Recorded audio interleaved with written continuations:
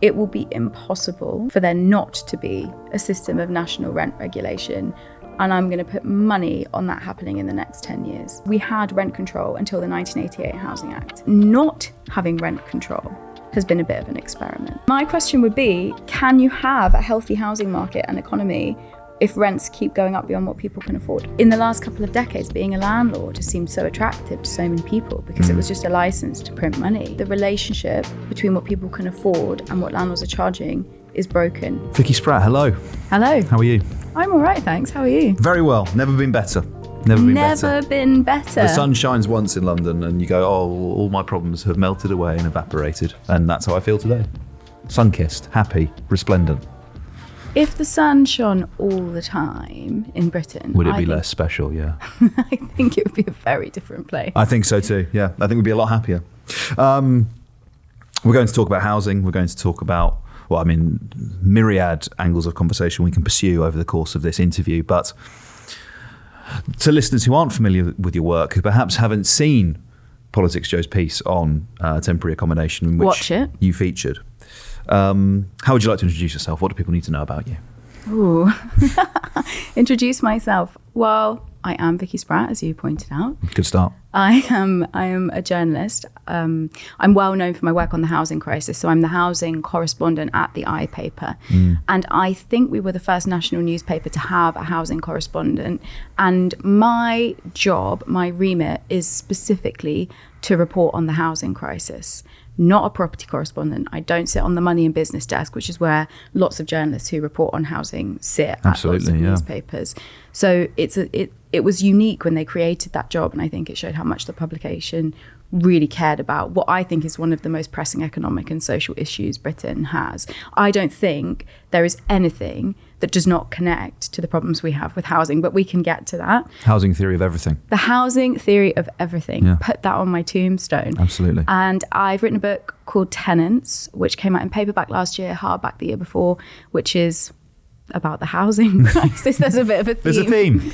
I'm doing another book which is not about the housing crisis. Oh. Another fiction? maybe eventually. You couldn't make this stuff up, so maybe I should pivot to fiction. But that's about how the economics of the last 30 years has changed adulthood for, I'm guessing we're a similar age, our generation and the one below. So I suppose economic inequality, and to use a technical term, the clusterfuck that's causing is my beat, as we call it. Yeah, I think just on the point about the housing correspondent thing, I think that it's replicated across different sectors and still with the papers, right? So whereas before you would used to have like a industry correspondent or industrial relations correspondent, and as unions were defanged via the mechanism of British politics, papers started to have less interest in reporting on strikes because they were happening less frequently.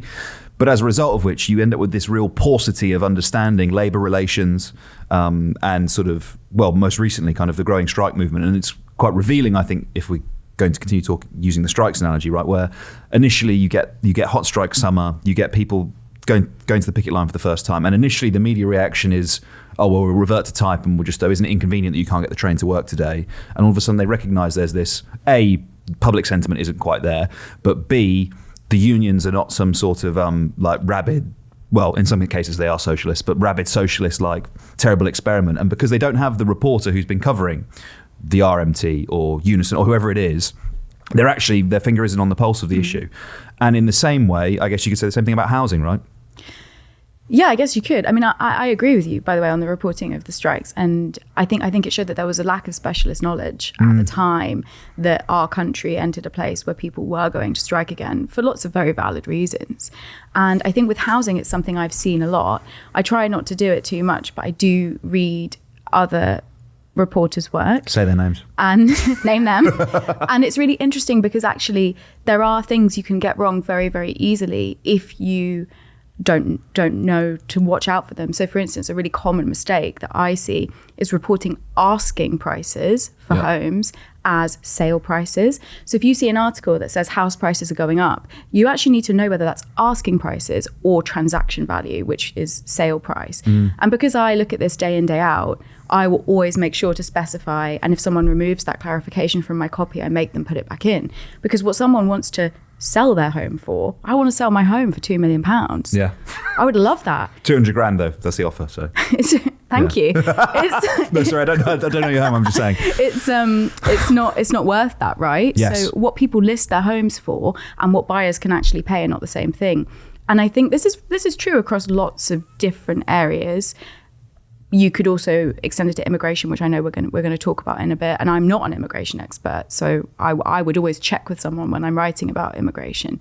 But it is really important to have specialists, I think. I totally agree. Yeah, I totally agree. And also that sort of tilting, if we dial in housing in both reporting, but also in terms of political decision making, right?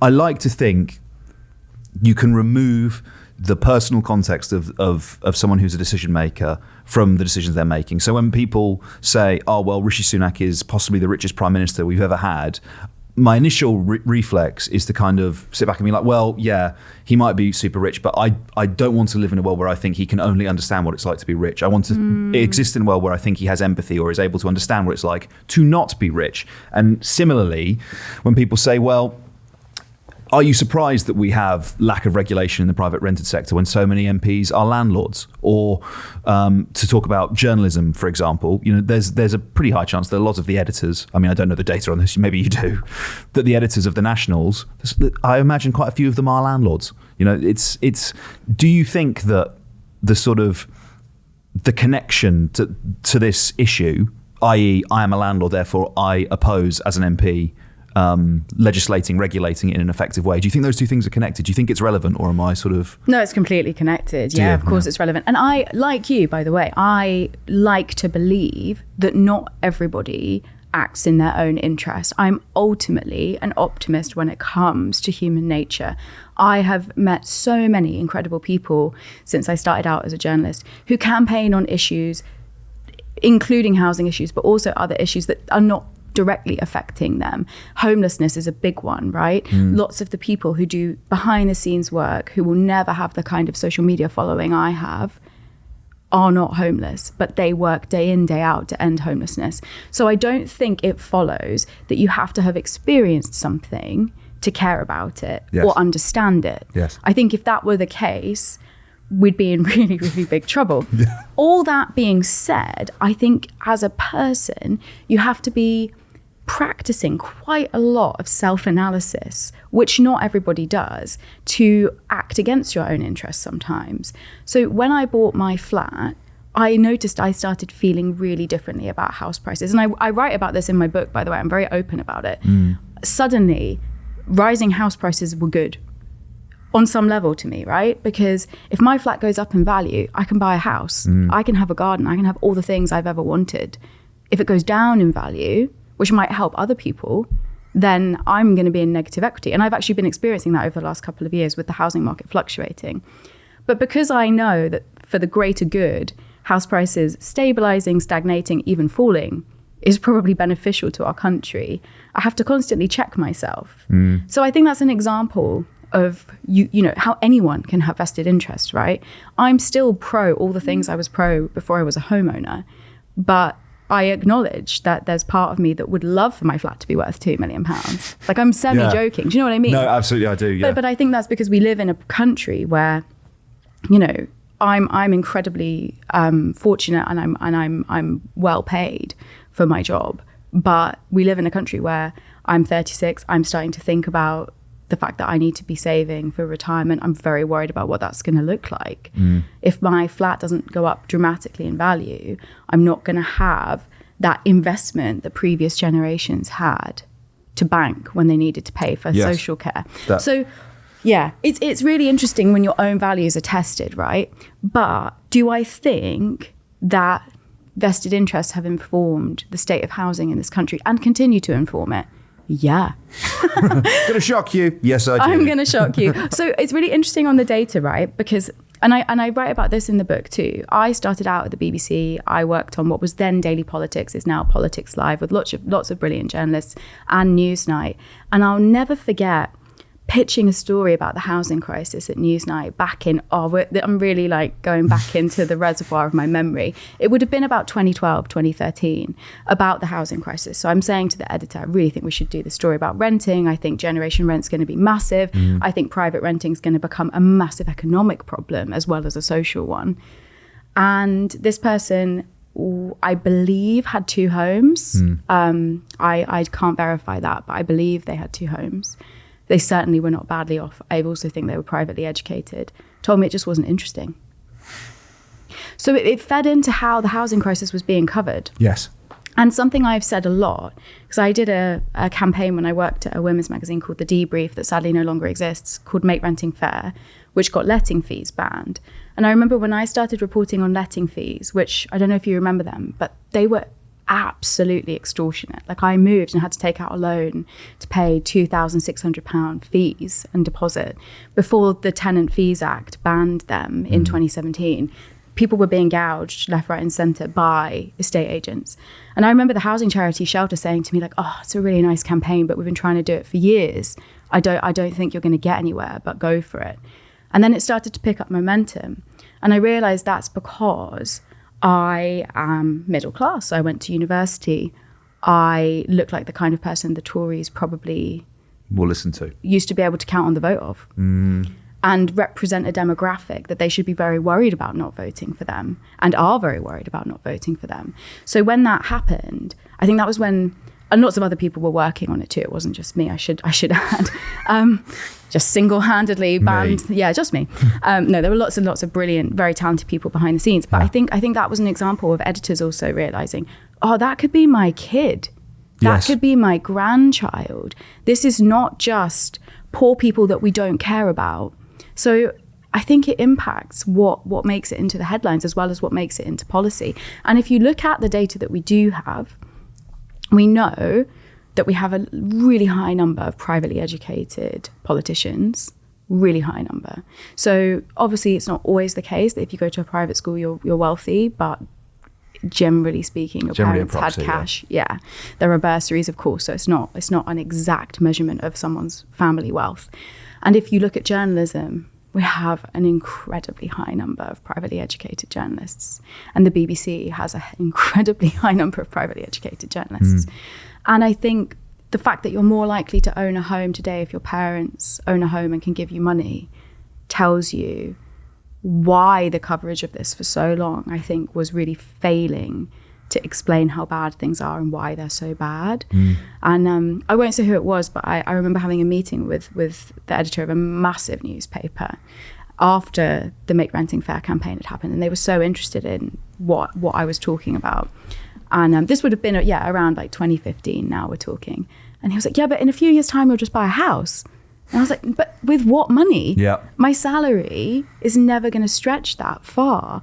And I think it took a really long time for Generation X and the baby boomers to realize what you can now see really starkly on graphs, the extent to which house prices were outpacing earnings in the wake of 2008. Yeah. And how materially different the experience of adulthood is for the under, let's say, 45s and everybody over that age as a result. It's a really solid way of entrenching wealth inequality, that essentially if your parents are rich enough to help you buy a house, or rich enough that when they die you'll be able to buy a house, you are essentially just, you're creating an underclass of people, right, who will never be able to own a home and achieve that sort of consolidation of wealth and creation of an asset that, rather than, let's say, losing 40% of their salary every month that goes to a private landlord who's extracting an economic rent that they never see again. They are, yes, paying off a mortgage, but they are also paying into owning the house, so that at the end of it they have a pension pot or whatever it is they decide to do with their home. Can we talk a little bit about the housing theory of everything? Can we talk a little bit about, you mentioned, just for example, in the context of the private rented sector, that it has obviously the obvious economic cost, but it has a social cost as well. And I'm sort of, I've said it before when I've been doing like Politics Live or whatever, where you say, if you enable people to own a home, you improve educational outcomes, you improve crime outcomes, you improve health outcomes. Can you talk a little bit about how you see housing connecting to these different policy areas and why it is so urgent that we address the housing crisis? Okay, great housing theory of everything. Let's take private renting, because it's probably the worst bit of the housing market right now. Although I think mortgages are probably going to cause more problems in years to come. That's me putting it mildly. If you rent privately at the moment, obviously the government are banning Section 21, no-fault evictions. For anybody who doesn't know what that is, that's where your landlord can evict you at any time without ever having to give you a reason and make you homeless, or force you back into the market where you might have to find somewhere else to live. The Conservative government are banning that. They are bringing in the Renters Reform Bill, which will give renters new rights for the first time since 1988, when Margaret Thatcher's government took lots of renters' rights away. But all that being said, we still have a really, really big problem, right? So the private rented sector is massive. More people now live in privately rented homes than live in social housing. There are lots of reasons for that. Big one is that we sold off and demolished lots of social housing and didn't build enough to replace it. Now, the private rented market is a really interesting market if we're going to talk about it in economic terms, because people have to have somewhere to live. They have to have somewhere to live. It's not like buying a bougie loaf of sourdough, which I do once a week. And if I don't like the look of the sourdough in the little bakery near me, I go to somewhere else. And I could go to a supermarket if they didn't have any, or the price had gone up and I couldn't afford it. That's not how the private rented market works, right? You don't have consumer choice in the way that I do when I'm buying that probably quite overpriced, lovely loaf of sourdough. You need to be near your kid's school. Yep. I keep reusing this sourdough analogy. I don't know why. Maybe because I need to buy bread today. You might need to be near your kid's school. You might need to be near your family for childcare. You might need to be near your family because you've got caring obligations to them. You might want to live near your friends, making that sound like a luxury, but that should be pretty basic. But that means if landlords are charging above and beyond, you might pay beyond what you can afford for a home that maybe isn't up to scratch. And lots of the homes in the private rented sector are really poor quality. There's loads of mold, there's loads of damp. I lived in a place before I bought my flat where I was living in what had once been one whole room, but had been divided into two with an MDF wall. And me and my flatmate were joking, my old flatmate were joking about this the other day. Like, we could knock on the wall and literally just chat to each other. It was, and the room was so small. I'm laughing, but it's bleak, right? It was so bleak, right? And it was expensive. I think we were paying back, again, this is a while back, like 2015, 2016. We were both paying north of 550 quid back then, which would be more now. Her wardrobe was in the hallway. I didn't have one because there was no space. It was, and my bed took up the whole room. Like I had to climb on the end of the bed because there was no way around it to get in the side. So people don't have choice in the way that they have in other markets, I guess is the point I'm trying to make. So what we've got now is a problem where privately rented housing is more expensive than it's ever been at any point in history. And rent inflation, by the way, as was just reported by the ONS, was 9%. That's far above the rate of consumer inflation that we're seeing across the board. So it's really, really, really high. That means people are overstretching themselves to pay rent. It means, and this is data from the Joseph Rowntree Foundation, people are getting into debt to pay their rent and going without other stuff, heating, food. And it means, for the economy, private renters have less disposable income to spend on other stuff. So not only are we hurting private renters by allowing the situation to continue, we are hurting the economy as a whole because even people on middle incomes who rent, are being squeezed so that they can't spend money on other stuff, which is what we need to keep our economy growing and to keep it ticking over. So it's just created an enormous problem. And evictions are rising for various reasons. You could say landlords evict people for complaining about repairs. They're not supposed to do that, but they do. You could say that landlords evict people when they want to put the rent up. They're not supposed to do that, but they do. And that means a growing number of families, as you reported in your brilliant piece about temporary accommodation. No, it was brilliant. And it makes me so pleased to see other journalists picking this stuff up, because the more people report on it, the more awareness there will be, right? And I'm sure News agents did it the other day, didn't they? Lewis Goodall. Yeah, Lewis did a brilliant report on it as well. There are more children in temporary accommodation now. We've got a huge population of homeless children, over 100,000. And if you live in temporary accommodation, hostels, B&Bs, you're exposed to poor conditions. You might have a shared bathroom with other people who are experiencing homelessness. Some of them might have complex needs, alcohol issues, mental health issues. They deserve to be helped and housed too, of course. But should they be housed in the same place as a 3-year-old child? Should they be sharing a bathroom with a 3-year-old child? And the mental health impact on people who become homeless is enormous. There are several studies that have been done in the US that show that mothers who've been through an eviction are more likely to have suicidal ideation. So, and quite understandably, by the way, because having everything taken away from you, not knowing if you can get your kids to school, not knowing if you can get to work, is really destabilizing. And I would challenge most people to be in that situation and not start feeling incredibly anxious and depressed. There's so much I want to talk about there, and it's almost the case that you sort of want to talk about it for hours on end, which we obviously don't have time to do. It's clear to me that sort of the tenant-landlord relationship is basically defined by the asymmetry of power, right? That the landlord has the economic power in owning the asset. The landlord also has the social power in controlling the sort of the nature of the tenancy. And that kind of general degradation of private rent, the examples you've given there, which you'd probably say is more to the extreme end. For example, you're sharing a bathroom with someone who might have addiction issues or whatever. But even at the less drastic and severe end, right, where, I don't know, you're multi-occupancy young professionals and your ex-council house, which was bought by its owner, now is a buy-to-let or is being rented out. And instead of having a living room, they've just turned it into an extra bedroom so that they can charge more rent on it, which you would say is obviously quite distinct and separate from that first scenario, but nonetheless has a kind of degrading, constant effect on your sense of well-being, because the only way all of you can hang out is if you sit in one of your bedrooms, which is obviously like consequences for privacy and all the rest of it, and happiness. But there was a phrase you used, and you didn't mean it in this way, but it got me thinking, which is you used the word deserving, right? You said that that these people are all deserving of accommodation, and they absolutely are.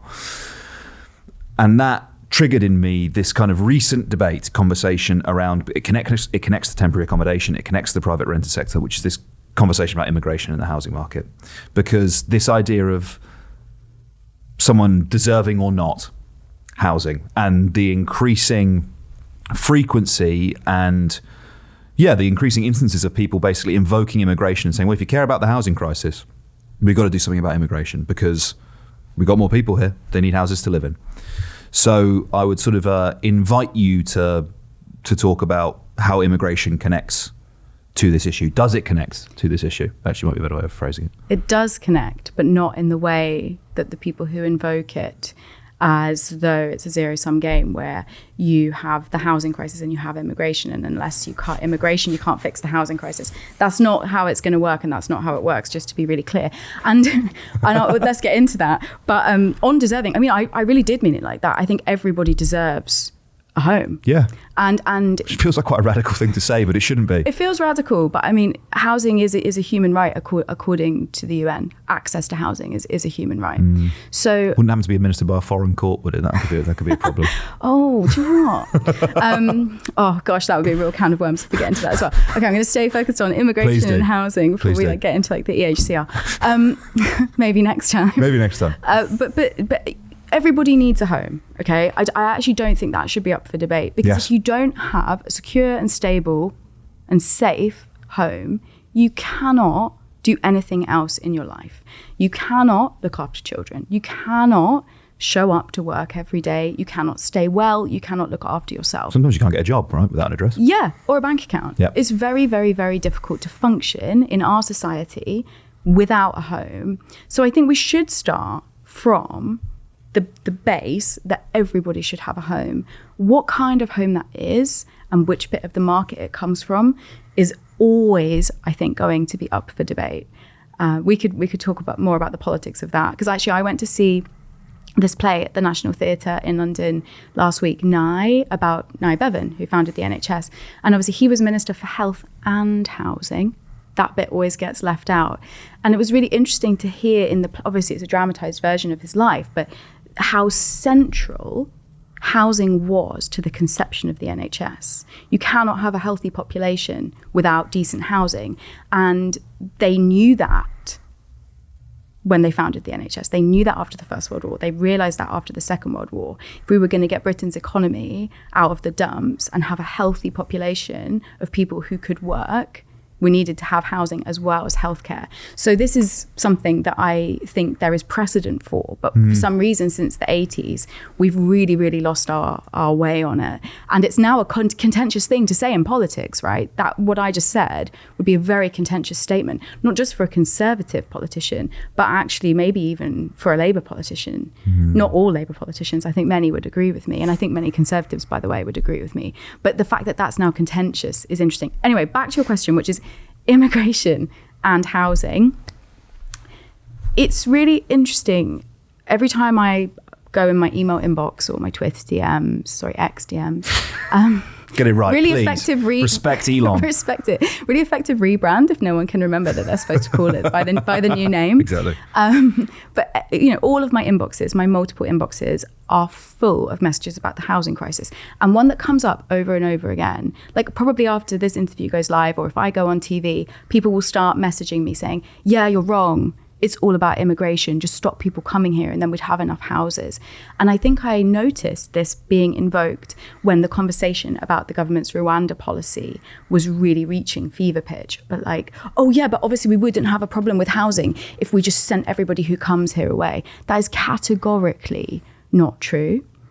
If you look at the data, we have more dwellings per person in the population than we've ever had. The average, and it's not, you can't just compare net migration figures to housing either, because lots of people who come to Britain to work do not live on their own. The average migrant household is 3 people. Now, if you go beyond that and you look at the data, and this is brilliant data from the Oxford Migration Observatory, and I think they do such good work to actually break down the numbers, and their director, Madeleine Sumption, is incredibly knowledgeable, and she's very neutral on the data, which is very rare in conversations about immigration and housing. Some of the research they've produced also shows that when people do come to Britain, they often take up the very worst housing in the housing market. I'm talking overcrowded homes, HMOs, homes in multiple occupancy. So it's not true either that when people do come, they take up more housing. That's just not the case. So this conversation has, I think, taken quite like a sullied turn and been co-opted by politicians who want to focus on immigration, frankly, because they think it will win them votes. And it is true that we've had incredibly high net migration in recent years. That is true. And it is true that when people come to Britain, they will need to have somewhere to live. That is true. But it's not straightforwardly true that that's why we have a housing crisis. There are lots of reasons we have a housing crisis. I think probably the most major are the shortage of social housing. We've sold off more than we've built, sold off and demolished more than we've built. The expansion of the private rented sector, but also house price inflation and the restriction of lending after 2008, which has meant it's really hard for first-time buyers who don't have rich parents to buy homes. Those are the key reasons. There is one area of the housing market where actually there is a link between migration and housing shortages. And this is not one that people really talk about, and that is temporary accommodation. So once again, those are the hostels, the B&Bs, where people who've been made homeless are staying. When people come to Britain to seek asylum, they have to be housed somewhere, and the Home Office looks after that. Asylum seeker accommodation could be a travel lodge, could be one of those hostels.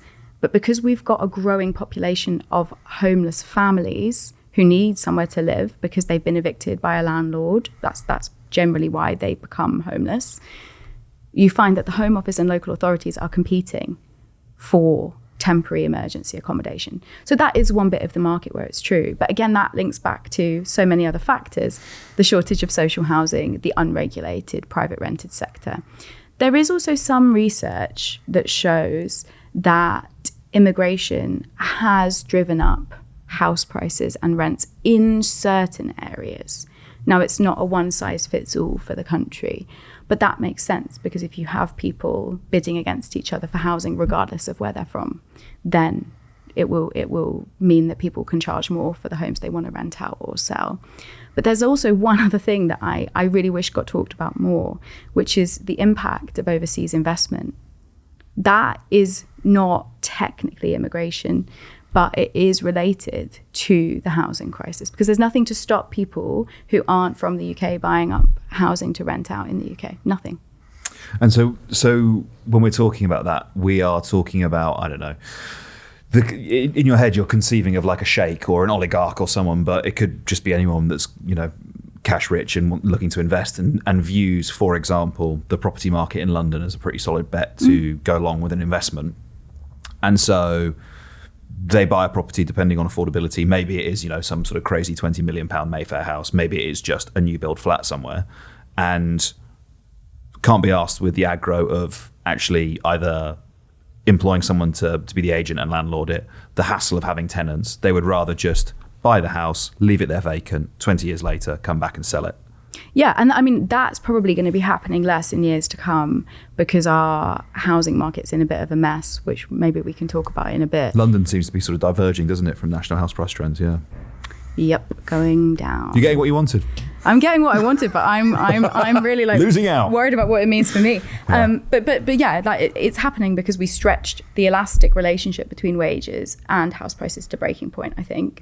But if you look at the country as a whole, yeah, I think that kind of investment post 2008, in particular when our market crashed, has been really, really problematic. I went to this building in Bradford, probably like, I don't know, just before the pandemic, I think. And it was a converted office block. I really, like, a hill I will die on is that we just need to stop these poor quality office conversions. Like, they're not fit for people to live in. But this was a particularly bad one, in my view. And I was chatting to people, and then I started Googling, and actually most of it had been sold to investors in China. Any tenants in there? Yeah, and do you know who most of them were? Private renters and people who'd been made homeless, and it was being used as temporary accommodation. So the local council was paying rent for people who'd been made homeless that was ultimately going to investors in China. Sounds like a fully functioning, well-regulated housing market to me, Vicky. I don't know about you. I think it's working brilliantly if you're an investor in China. Yeah, so this is it, isn't it? For whom does the system, as it currently stands, function? For whom does it operate? And I feel like we keep coming back to this point about, does it serve the purpose of providing the need, fulfilling the needs of the population, that basic human need for shelter, or does it fulfill the need of overseas capital, domestic capital, the asset class that essentially we've made it, we've almost made tenants as unprickly as possible, right? Because if they complain too many times, well, they'll just kick them out. We've made it so that it suits the people that own the housing, right, rather than the people that are actually living in it. Yeah, money makes money, doesn't it? Money makes money. That's why I think in the last couple of decades, being a landlord has seemed so attractive to so many people, because it was just a license to print money. And it still is, and without any form of rent regulation, it will continue to be. The fact that rent inflation is at 9% in a cost of living crisis tells you that. Wages go up a little bit, so rents go up. But in relation to all the other outgoings people have seen increase, there's nothing to suggest to me that those rents are going to be affordable.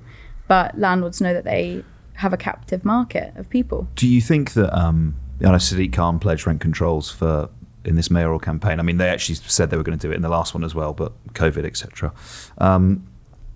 How do you see that interacting with our private rental sector? Do you think it's viable, either rent control, rent regulation, some kind of renter's logbook where you can see the sort of market rate in the local area? How do you see that connecting? Let me think about this one. I think that it will be impossible for there not to be a system of national rent regulation. And I'm going to put money on that happening in the next 10 years. I think it will be sooner, but I like to win bets, so I'm going to say 10 years. Yeah. And I'll tell you why I think that is. Because I think the relationship between what people can afford and what landlords are charging is broken. And I also have to say, like, I'm not going to sit here and trash landlords. We don't have enough social housing. We need private landlords until we have enough social housing. I think private landlords are also finding themselves in trouble because they've bought into this idea in the same way that I bought into the dream of home ownership and I was going to be rich overnight. They've bought into the idea that if they buy up properties and rent them out, that's their pension, that's their kids' school fees, that's their holidays, or whatever it is. Now rates are going up, their yields are disappearing. Yeah, exactly. They've done what they thought was going to make their lives better, make their families' lives better, and I don't blame them for that. I think that's something very reasonable that lots of people want to do. But if you look at the data that came out last week, more and more landlords are finding themselves in arrears. Buy-to-let repossessions, so that's landlords' homes being repossessed, up 20% at the end of last year.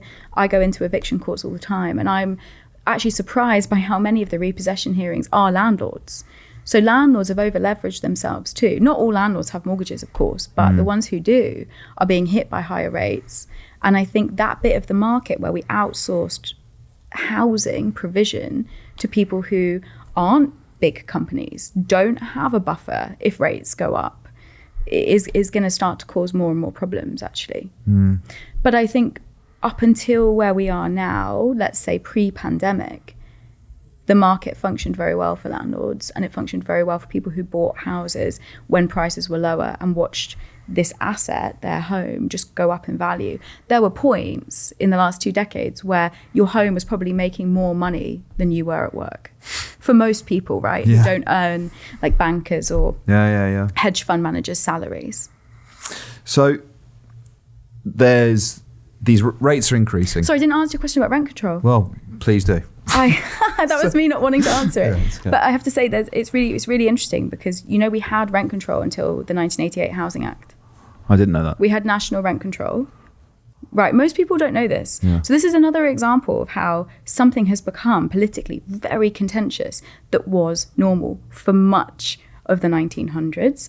And do you know why we had rent control? Because in the First World War, a lady called Mary Barber in Glasgow led a rent strike against landlords who were putting up rent to try and get money from people who were moving to Glasgow to work in munitions or in the docks for the First World War. And she and lots of other people in Glasgow did eviction resistances, and they campaigned, and we ended up with an act of parliament controlling rents. Now, those acts changed and the law went through several different iterations, but the upshot is we had rent control until the 1988 Housing Act of various different kinds. So I would argue that not having rent control has been a bit of an experiment since the 80s. Yes. And look where it's ended. It's a sure bet then, isn't it? That it's probably going to come back in the next 10 years. That's smart money from you. Yeah, exactly. My question would be, can you have a healthy housing market and economy if rents keep going up beyond what people can afford? No, you'd have to say so.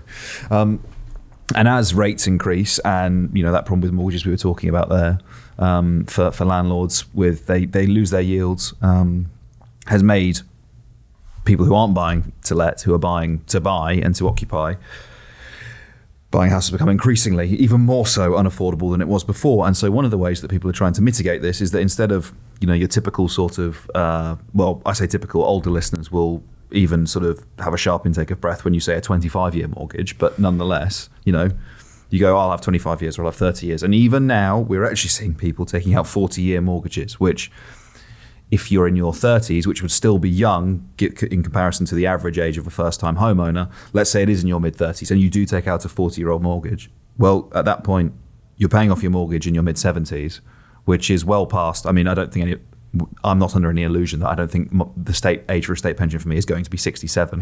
What do you mean?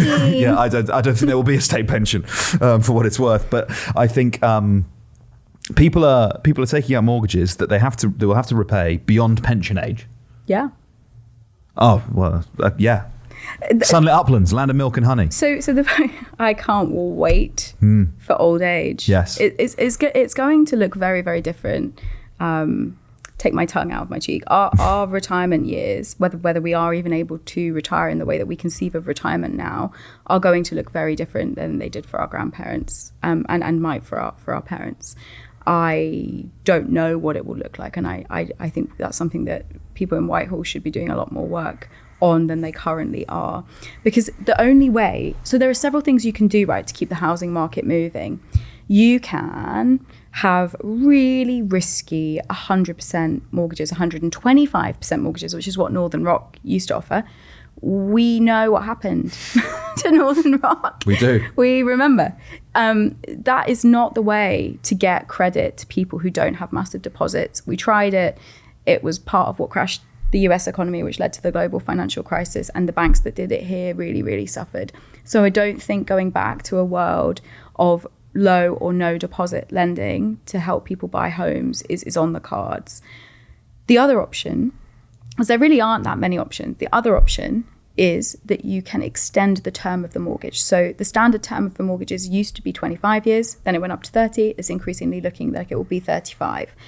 Some people are offering 40-year mortgages. That's how you make it affordable, right? You extend the amount of time someone's going to be repaying it. But because house prices are so high, what that means is you're getting people into more debt for longer. And a growing number of people who've taken out mortgages will be repaying them in their 70s. That might happen to me. It's going to change what people's finances look like as they get into old age. Now, the only other thing that you could do is more home ownership schemes like Help to Buy. I don't know if the government will actually go down that route. They keep kind of making noises like they will, but we're in an election year. Of course, they want to be talking about boosting home ownership. But the reality is, I don't think it would be particularly responsible for the Treasury to do it, because we're seeing a market where house prices are pretty stagnant or rising in tiny, tiny increments in places that aren't London and the southeast. And Help to Buy was conceived by George Osborne's Treasury at a time when house price inflation looked set to continue, when house prices were going to keep going up. So they were banking on the government being able to make money, because if you have a Help to Buy loan, which I have, if your home goes up in value, then the government takes a cut when you sell. So it made good sense to the Treasury to do that, right? But if house prices aren't going up, it's very, very difficult to justify putting taxpayers' money into a scheme like that. And I was actually at this sort of roundtable conversation about how we get credit to first-time buyers with people from lots of big banks. And one of the questions was, why are longer-term mortgages not standard here, and particularly longer-term fixed rates? And that's just something that our housing market and our financial market in Britain doesn't like. Longer mortgages with fixed rates are actually really, really common in places like Canada and Australia. But for some states as well, don't they? Yeah. Actually, that's true, and in the US. For some reason, we don't have them here. But with rates where they are now, I mean, the thought of being locked in for 30 years to, I mean, I'm remortgaging at the moment. I'm looking at, thanks. It's painful. Like my lifestyle will take a big hit when I remortgage, because I'm on 3.1 at the moment, and I'm looking at between 4.5 and 5%. That is a huge change. The thought of locking in at 5%. For the next few decades is really, really, really scary. And actually, if I was buying now and you said to me, that's what you're looking at, I don't know if I would buy. You probably wouldn't have passed the affordability calculation possibly as well. Well, I don't know anything about your personal circumstances, so I shouldn't talk about that. But my circumstances aside, lots of people aren't, which is why the housing market has been incredibly slow. Yes. Because it's really, really hard for banks to approve people at high house prices and high rates. So we're in a bit of a mess. You talked about the difference, right, between, and even in the question, you know, the idea that you would have a 40-year mortgage. There is a person of a certain generation would be like, what on earth? There's 40-year mortgage, that's mental. And that has to be the final question because we're running out of time. But I feel like the social contract is almost broken. And I don't mean that in the literal sense of the social contract, you know, that the state has a monopoly of violence and keeps its citizens safe in return for sort of concession of rights. I mean, the idea, maybe social covenant is better, that a generation will hand on to its successors a society that's in a better place than when they inherited it. So wage growth, take your pick, more peaceful, more prosperous. That essentially, here we are. We're guardians of Great Britain right now, and for our children and our children's children, we're going to make this place better, and we're going to leave it in a better condition for them.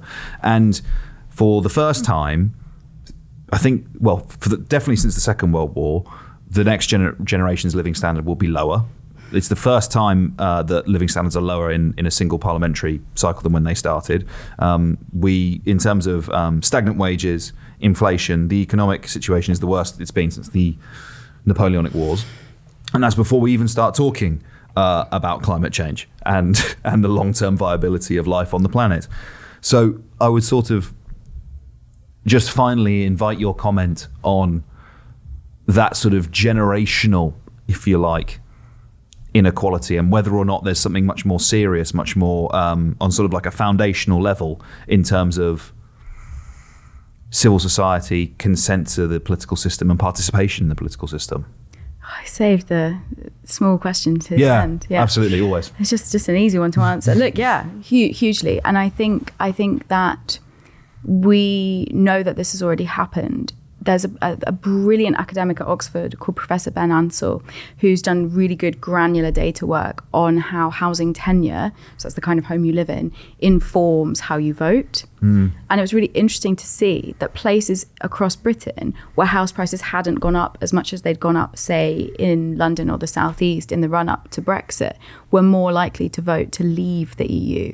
So people who hadn't reaped the benefits of rising house prices were more likely to want to leave the European Union. And he's replicated that work across Europe. It's really interesting. He's done lots of work on housing and populism too, which I think is fascinating. But I suppose the point I'm getting at is this has already impacted how people feel about institutions. It already has. And if you look at polling, actually, it's fascinating. We ran some polling at the Eye that YouGov did for me that showed that most Conservative voters think we need to build more social housing. But we're not doing that. It's not a Conservative policy. And people are more pro-welfare spending than they have been for a really long time. They favour welfare spending over tax cuts, which is a Conservative policy, something they keep talking about, in the same way they keep talking about small boats. And I wonder why nobody wants to touch something as fundamental as the fact that having safe, secure, affordable shelter is out of reach for a growing number of people. And I think if that's not dealt with, it will fundamentally alter our politics. I actually, like I just said, I think it really already has. And, conservatism is built on the idea that you have stuff you want to conserve, right? Whether that's social values or an asset. Yeah. Right? Why would you vote Conservative if you had nothing to conserve? If you're a private renter, if you're one of those homeless families living in temporary accommodation. And I think Labour are doing something very interesting by putting housing front and centre of their offer in the run-up to the general election, whenever that's going to be. Please make it soon.